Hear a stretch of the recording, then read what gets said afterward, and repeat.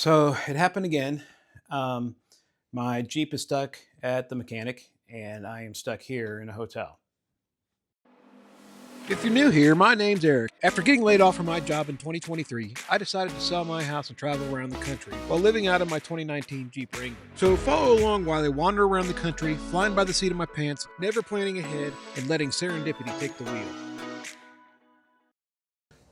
So I spent about the last week or so in Quartzsite, Arizona, and while camping around there, I realized that my glasses were so scratched up that I couldn't hardly see out of them. So I decided that I needed to get probably a new subscription too, but also to fix the lenses and make it so I could see again. And so, being that I'm really far away from home and my regular eye doctor, I needed to find a place to go. And so I figured that if I go to a Walmart Vision Center, they have, chains or the uh, vision centers at Walmarts all across the country. So if I ever break my glasses or whatever, I could pretty easily get them made again somewhere and just pick them up from a vision center.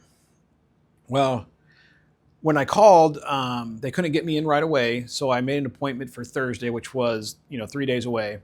So I basically just continued camping out in the free campsite areas around Quartzsite. Appointment's at 10, so I'm up at 6:30 to start the car and get all my gear packed up and all that stuff. Well, I go to start the Jeep and nothing happens. The lights on the dash come on, the blower comes on for the AC, and then but you push the start button and absolutely nothing happens. No cranking, nothing. And I had this problem before. 2 videos ago, I was on a canoe trip in Missouri, and my Jeep had the same problem where it wouldn't start. Well, I thought it was the starter. So I hired a mobile mechanic to come down to the campsite to pick me up, go all the way back up to the town, about 30 minutes away, to buy the starter for my Jeep.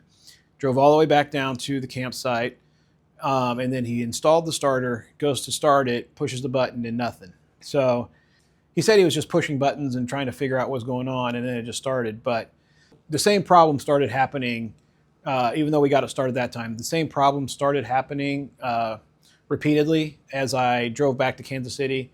And so while I was back there dropping off the canoeing gear, I went ahead and made an appointment with a local dealership. So I take it in there, tell them all the problems it's having, and they keep it overnight. And the next day they called me and said they didn't do anything to it because they couldn't replicate the problem. So I was pretty pissed about that because I know it has a problem, and they didn't care to look any further. So fast forward to early this morning, when the Jeep didn't start. I tried all the little tricks that kind of I had used in the past to get it going, and nothing worked.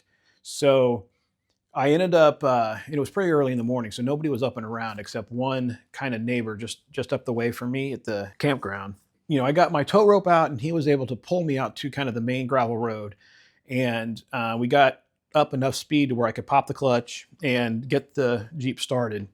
So from there, I drove straight to Phoenix, where my appointment was, and parked at Walmart.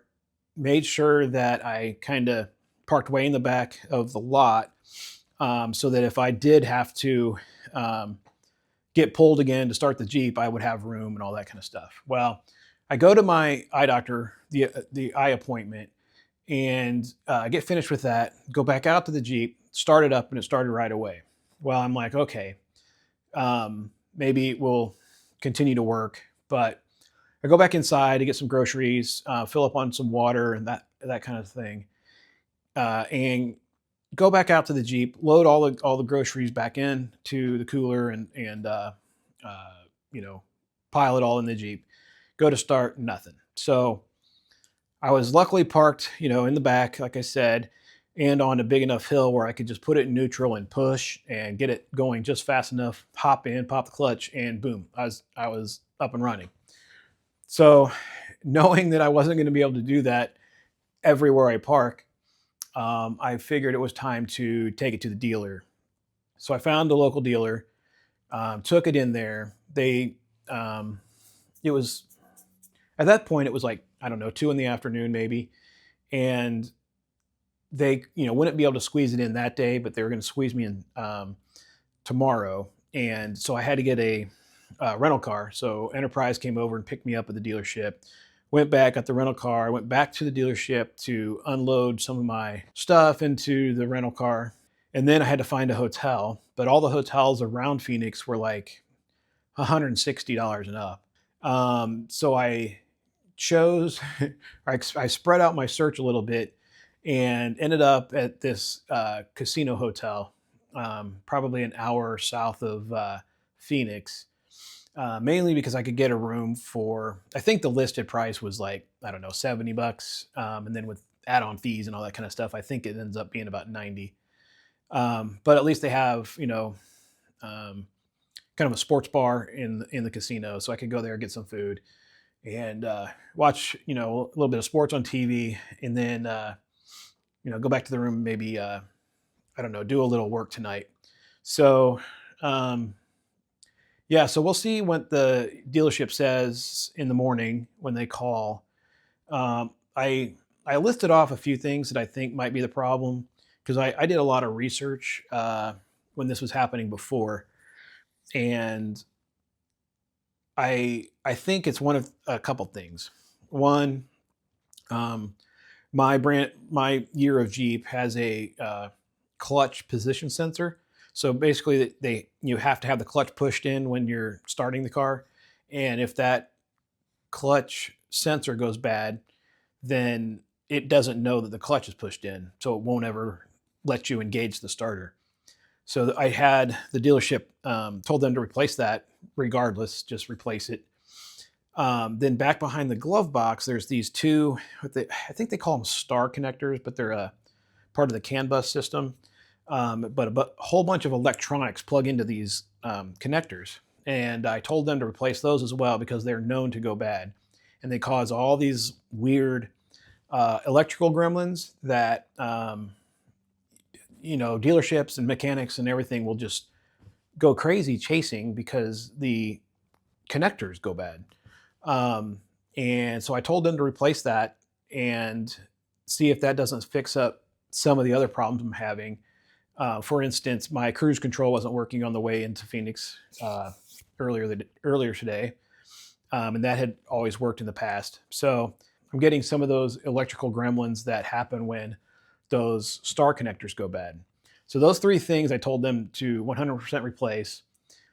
Anyway, I'm going to run down to the casino, get some dinner, a couple beers, and relax a little after today. Then I'll pick you guys back up tomorrow when I'm on my way out to, do whatever. I don't know when they're going to call me. So I kind of have to figure that out as I go. Anyway, I will pick you up again. I don't know when I know more or when I am on my way somewhere. Well, night 2 in a hotel. The Jeep dealership did not get my car looked at today. So we are in shitty Motel 6. This place is freakishly bad. Check this out. Wow. It's sparse, to say the least.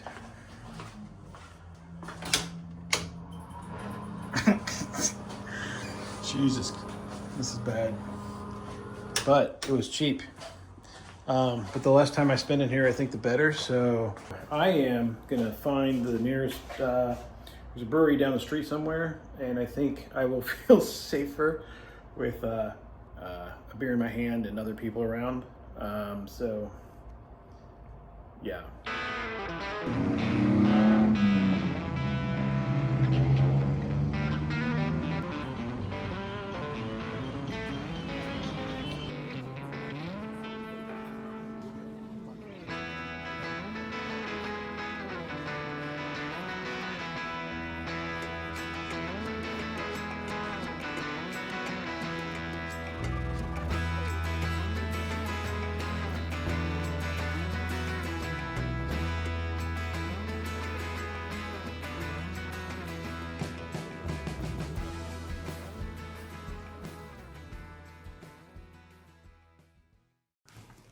Good morning. We finally have an answer on what's going on with the Jeep as I back out of Motel 6 here. So there's a few things going on. My research was correct. The clutch position sensor had failed or was failing. And so they're going to fix that. Then I also had an oil leak with my intercooler, the oil intercooler.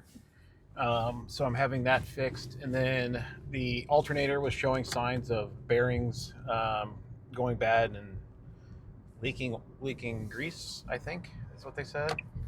And being that I rely heavily on the alternator for charging my house battery that runs the fridge and Starlink and stuff,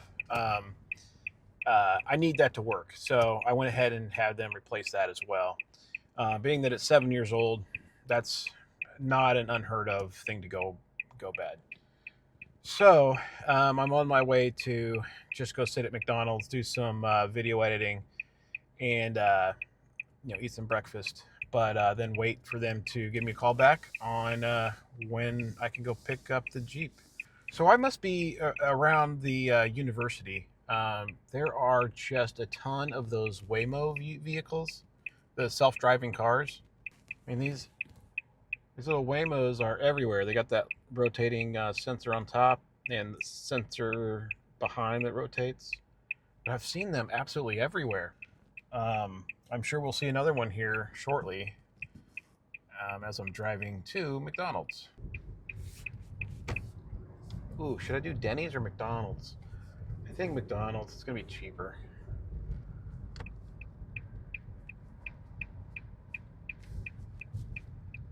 All right. Oh yeah, and we've got the Lime scooters as well.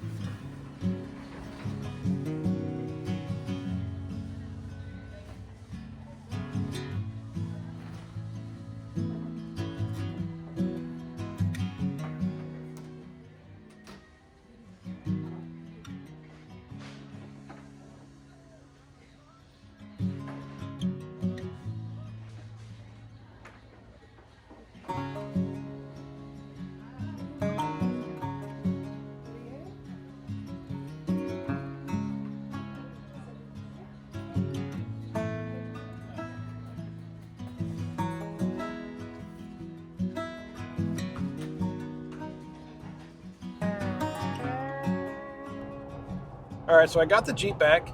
I got the rental car dropped off and the key put in the night slot because they were closed already. The ultimate total was about $3,000, a little bit shy of that. But that peace of mind of having kind of everything fixed is sort of priceless. So I'm on my way to go find some BLM land to camp on just south of town, and just to kind of stay around the area to double check if everything's working properly. And then also I have my glasses and contact prescription will be into Walmart later this week. We'll see what tomorrow brings, but I think this is probably where I'll wrap up the video. This is not exactly the kind of video I like to make, but this is the reality of traveling and living out of your vehicle.